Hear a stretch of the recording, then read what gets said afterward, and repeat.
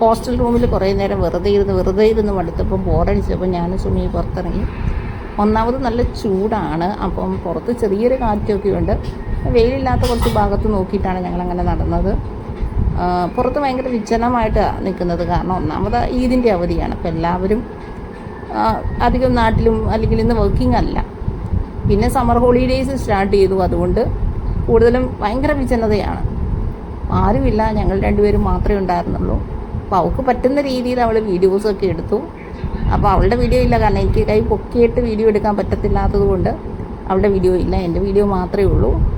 അങ്ങനെ അവൾ പറ്റുന്ന രീതിയിലുള്ള വീഡിയോസൊക്കെ എടുത്തു. കുറച്ച് കാറ്റും കുറച്ച് തണുപ്പും ഒക്കെ ഉണ്ട് ഇവിടെ ഈ ഒരു ഭാഗത്ത്. അങ്ങനെ ഞങ്ങളിങ്ങനെ അങ്ങോട്ടും ഇങ്ങോട്ടും കഥകളൊക്കെ പറഞ്ഞ് കുറച്ച് നേരം ഈ ദിവസം അങ്ങനെ തള്ളി മുന്നോട്ട് നീക്കാൻ വേണ്ടിയിട്ട് അങ്ങനെ അങ്ങോട്ടും ഇങ്ങോട്ടൊക്കെ നടക്കുന്ന രംഗങ്ങളാണിത്.